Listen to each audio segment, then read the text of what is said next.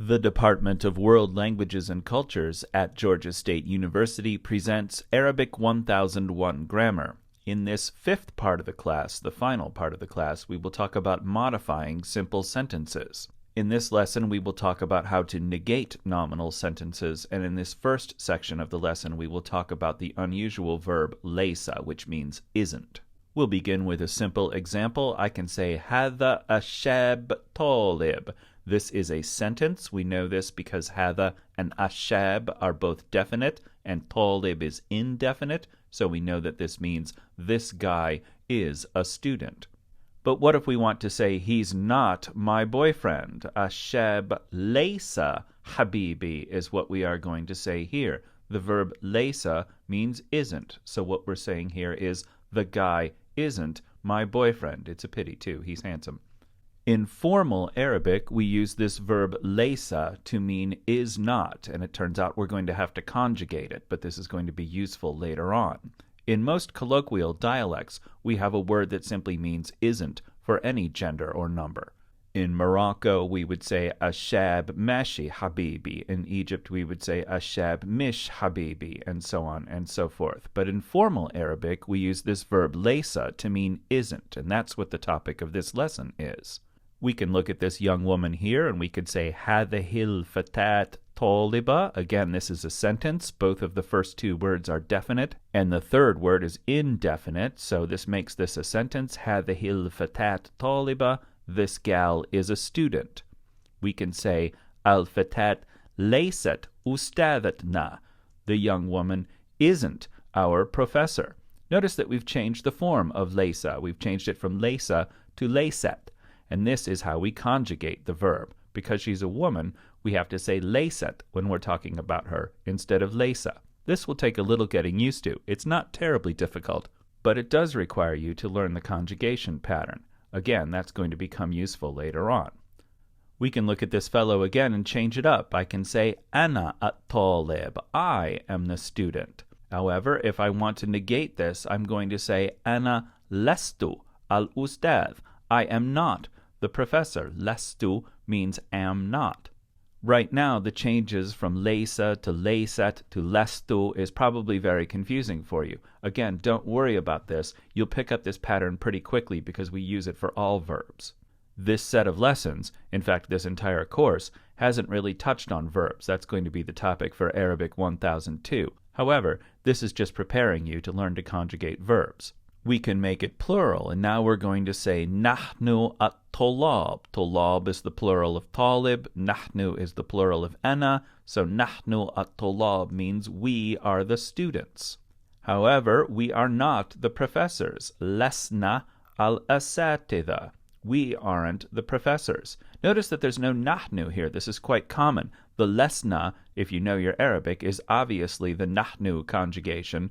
Don't worry, you'll pick up on this quite quickly. So lesna already has the nahnu built into it because of the way we've conjugated it. This is something that will happen with all verbs.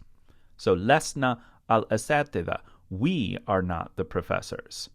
Let's take a look at the verb Laysa. Laysa is an unusual verb, and probably just about the worst example of a first verb to give you, because it's an irregular verb in its conjugation. Though it does use the same set of suffixes as all other verbs, it also has a present tense meaning, but we conjugate it with the past tense. So sorry, but you will get used to this, and you will use the past tense a lot, so it's actually a rather useful drill. Arabic doesn't generally use a verb for to be. We say, ana at-talib, I am the student. There is a verb for to be, but we don't usually use it in nominal sentences. I can say, ana akun at-talib, and that's a perfectly grammatical sentence, but no one would ever really say it. Instead, we just say, ana at-talib, I, the student, and we mean I am the student. However, formal Arabic uses the verb laysa for to not be. Laysa means isn't. Laysa is a verb and needs to be conjugated. We'll learn the conjugation pattern as we go. This is useful because you'll need this conjugation pattern later. Let's take a look at some second-person examples here. Lesta at-tabib. A tabib is a medical doctor, not an academic doctor. So lesta is you, masculine. Lesta at-tabib. You are not the doctor. If we're talking to a woman, we're going to say lesti at-tabiba, which means the same thing, only to a woman. If we're going to be talking to a group of people, we're going to say lestum al-attiba. Al-attiba is the plural of tabib, so lestum al-attiba means y'all are not the doctors. One of the very useful things about being from Georgia is I can use y'all in everyday conversation, which comes in handy in Arabic. Let's take a look at our student again. Anta lasta al-ustadh. Anta is you, lesta aren't, al-ustadh the professor. So you are not the professor. We can make it plural. We can say antum lestum al-asatidha. Al-asatidha is the plural of al-ustadh. So antum lestum al-asatidha means y'all are not the professors. We can speak to a woman. We can say anti lesti al-ustadha. Anti lesti means you are not, al-ustadha the professor. And for the pure sake of completeness here, we have antunna lastunna al-ustadhat, the little used feminine plural of second person that almost no native speaker would ever use in conversation, but it's here for completeness purposes. Y'all, feminine, are not the professors. We could only use this form when talking to a group composed entirely of women. When we use Laysa, it is perfectly fine to leave out the pronoun. We can simply have the conjugated verb substitute in for the pronoun. Using the pronoun has the effect of emphasizing that that person, as opposed to someone else, is the one who isn't that thing. I'll give an example in a moment and make this clearer. The question particle hal, for yes or no, becomes a before any form of Laysa. So here's this example again. Lesta at-tabib. You are not the doctor. There's no you here. It's included within the conjugation of lesta. However, in the second example, I say anti lesti at-tabiba. And this has the effect of saying you are not the doctor, and clearly somebody else is, but that would be determined by context. If we're asking a question, I could say alastum al-attiba. Aren't you all the doctors? This is the negative question. Not often used, but useful to have around because you'll see it a lot in things like journalism. Let's take another example. Laysa al-mumarrid. Laysa is he is not. It's also the name of the verb. This is something we'll discover in second semester Arabic. So Laysa al-mumarrid means he isn't the nurse. If we make them plural, we can say hum laysu al-mumarridin. They aren't the nurses. So by saying hum here, I am emphasizing that they aren't the nurses. Presumably somebody else is. Also notice two other things here. The word laysu, it looks like layswa. It has a silent alif at the end of it. This is something that is a holdover from spelling in the Quranic days and is common in the third-person human plural they form. So this word is pronounced laysu, not layswa, like it looks. The alif is silent. Also, we have to say al-mumarridin instead of al-mumarridun, the usual human plural, for reasons that I am not going to go into in this lesson. If we look at this woman, we can say alaysat al-mumarrida. There's our question particle hal that has magically transformed into alif with hamza before a form of laysa. So alaysat means isn't she? Al-mumarrida, the nurse.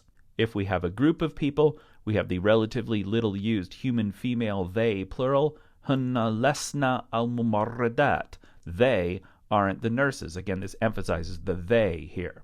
We can look at him again, and we can say al-mumarrid laysa fil mustashfa. So al-mumarrid is the nurse, laysa is not, fil mustashfa. Al-mustashfa, the place you go to get your mustache fixed, is the hospital. It really comes from the root for to recover, but mustache is funnier. So we can often use laysa, or a form of laysa, to negate the khabar of the sentence, the predicate, the second half of the sentence. When this begins with a prepositional phrase, it's very easy. Al-mumarrid laysa fil mustashfa. It translates pretty well into English. The nurse isn't in the hospital. And this works the same way regardless of who you're talking about. You could say at-tabiba laysat fi maktabiha. The doctor isn't in her office. Again, it translates pretty well as long as we remember how to conjugate Laysa. And don't worry, I'll show you at the end of this lesson. So this means the doctor isn't in her office. One tricky part that actually makes things slightly easier is to use the verb Laysa with any form of what we would say to have. Remember that when we use the preposition ind for to have, it's not a verb, and we're not going to treat it as a verb. If we want to negate any form of ind, we have to put just Laysa, not a different conjugation of Laysa, but just Laysa itself, before the whole sentence. It doesn't matter who doesn't have what. So this actually makes it rather easier for you, regardless of who has or doesn't have what. We simply use Laysa. We don't need to conjugate it. And the same rule applies to using le for to have a relationship. This is easier done via examples. Laysa indi sayara. Laysa means there isn't here. Indi sayara. So there isn't at me a car, or in English, I don't have a car. It wouldn't matter who didn't have the car or what I didn't have here. We would just say Laysa. We know that the version of Laysa for ana, for I, is lestu, but that doesn't matter here. I don't say lestu indi sayara, again, because ind is not a verb. We're negating the entire sentence, not the person in the sentence. This is a bit tricky, but you'll get used to it pretty quickly. In the next sentence, I can ask, Alaysa indek draja?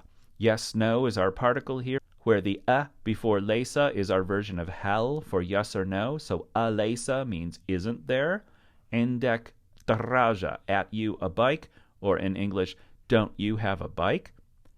And then in the last example, we could say Laysa laha habiba. There is not belonging to her a girlfriend, or she doesn't have a girlfriend. Notice that the she and the girlfriend are both women here, but we're using Laysa, not Layset, like we would normally use for women, because again, we're negating the entire sentence. So the rule you need to learn is regardless of who has or doesn't have what, just put Laysa at the beginning of the sentence. Don't conjugate it. In certain very formal texts, especially older ones, you will sometimes see Laysa changed to Layset, but we needn't worry about that right now. Just get it down this way and you will be fine. Here is the table of conjugation for Laysa. This will be a pain for you to learn right now, but it will come in very handy later because all past tense verbs use the same set of suffixes. Again, Laysa is a terrible introduction to verbs because it's irregular and it uses a past tense suffixes for a present tense meaning. Sorry about that, that's just Arabic for you. So, ana lestu, I am not. Anta lesta, you masculine are not. Anti lesti, you feminine are not. Huwa laysa, he or it isn't. Hiya layset, she or it isn't, or also non-human plural is feminine singular, they are not. Nahnu lesna, we are not. Antum lestum, y'all are not. Hum laysu, it looks like layswa, but the alif is silent, they are not for human plural. Here are the little used dual and female human plural versions of Laysa, plus the words al-mustashfa for hospital, at-tabib, its broken plural is al-attiba for medical doctor or physician, again not academic doctor, and al-mumarrid is a nurse. Now get out there and take care of your health.